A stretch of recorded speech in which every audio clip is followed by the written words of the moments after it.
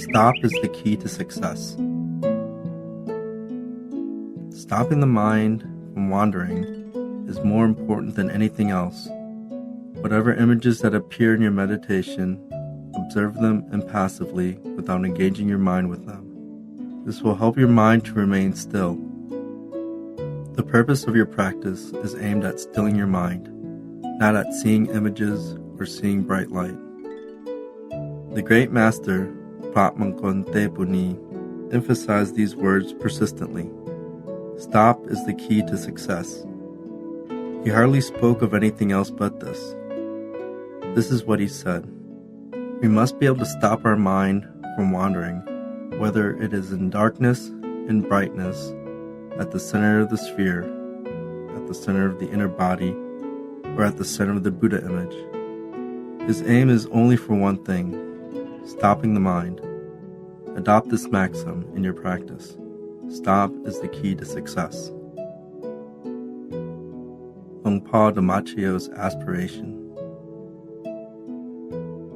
After Longpa Damachiyo took the yellow robe to become a Buddhist monk, he resolved that he would preach only the subject of stopping the mind. Over the past 40+ years, his teachings consisted primarily of stopping the mind. Everything else was secondary. He put his heart into making people understand the importance of stopping the mind because he knew stop is the key to success. Between the age of 16 and 19, Longpa managed to read every volume of the Tipitaka as well as any important books on Buddhism he could lay his hands on. After reading all these books, he came to the conclusion that reading alone wasn't enough. It is like reading a map without actually making the trip. You miss the excitement of the journey and the experience of getting to the place. Reading Tamat books without actually practicing Tamat and meditation is the same way. You know only the theory, but you lack the actual experience, the sensation, the touch, the feel, the taste, and the flavor of the practice. So he decided to seek out well-known meditation teachers available at that time and apprentice with them. He practiced every kind of meditation technique known to him. Finally, he met the famed meditation master, Kunyajan Konnokyung. It was through Kunyai that he learned the importance of stopping the mind. That stop is the key to success. He realized then that stopping the mind was the only way to achieve inner experience. Stop is indeed the key to success. Learning from textbooks and listening to lectures won't get you there. Cultivate your mind by training it to be still. This was the essence of method taught by Kunyai. The more still the mind is, the more expansive and penetrative it will become, penetrating deep into the source of inner knowledge that only a still mind can reach. This is a different kind of knowledge, more profound than any knowledge one can learn from reading and listening. You can read all the textbooks you want, but unless you're able to achieve a standstill state of mind, you'll never understand Tamat in such a profound manner that you want to embrace it as your refuge. This is why stopping the mind is so essential. It is important to start the right way. I wish all of you, both here and overseas, give importance to training your mind to be still. Begin your practice the right way. Even if you may not see the results as quickly as you wish, in the long run, you will find greater satisfaction. You may not see images or see only images that are blurry, but if you're able to feel light, relaxed, and expansive, it is a sign that you're heading toward the right direction. Seeing bright light or images is a byproduct of a still mind. It will happen naturally when the mind comes to the right point of balance and becomes still. This is the result of practicing the right way. It may sound like a slow progression, but in fact it is quite fast. Some of you may be quick in seeing a Buddha image or a sphere right away, but the image appears stiff and lifeless and it gives you discomfort. This may have gone on for as long as 10 or 20 years without you making any further progress or witnessing any inner experience. So you get tired of meditation and even have a misgiving about anyone who says he or she is able to reach high attainment. In this case, it looks like a speedy achievement, but in fact it is slow.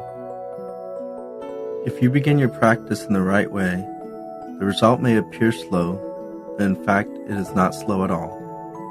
Although there is no shortcut in the way of practice, in due time, the shortcut will present itself. So train your mind to be still. Find happiness and joy every time you practice, or at least get to the point where you no longer feel tense, uncomfortable, or bored. If you're able to experience even a brief moment of happiness each time you practice, it is the sign that you're doing it the right way. Your inner experience will improve with time. Meditate today like a kindergarten student. Take it easy and follow their instruction without reluctance, and you'll see good results. When you reach a certain level of attainment, you'll feel open, spacious, serene, and peaceful, and be able to access the source of happiness. You'll feel refreshed like walking near a waterfall, hearing the sound of the water and feeling the cool mist touching your body, or like walking on a cool, shallow stream on a hot, sunny day. Experiencing even a tiny dose of happiness that rejuvenates your spirit is an indication that you're on the right path. Keep practicing with the right method. If it takes you half an hour to get to that point of contentment, try to reach that same point each time. Your speed of getting there will improve as you go, from half an hour to 15 minutes, to 5 minutes to 1 minute, to the very moment you close your eyes. When you arrive at that point, your progress will step up. Your mind will become more refined. The time to get there will be shorter, and the images will emerge more frequently and more clearly. You'll feel increasingly blissful each time a new inner image emerges. Bright light, Dhamma, spheres, inner bodies, inner Buddhas. Maintain this state of contentment as best you can. When you get to this state of achievement, you'll no longer feel bored, annoyed, or agitated. Instead, you'll find great joy every time you meditate. But if you feel unnatural or have to use too much effort, it means you're not doing it the right way. In which case, get up to wash your face, then come back again to restart. Remember the instruction given you. Follow the instruction full-heartedly like a kindergarten student. I often mention that as soon as you finish kindergarten, you become a PhD. That is, when you practice the right way. And the right way of practice is to stop the mind continually without letting it be interrupted by anything. Even when images appear, don't let them interrupt the continuity of your still mind. Doing this will further improve the stability and subtlety of your mind, at which state more new phenomena will appear and more Buddha images will emerge, giving you a supreme state of blissfulness. Keeping the mind still is still your primary goal. Seeing images is secondary. Practice comfortably and easily. Don't worry about the days and the time that have passed or will pass. Focus your attention on the present, and your progress will speed. Meditate with happiness and joy.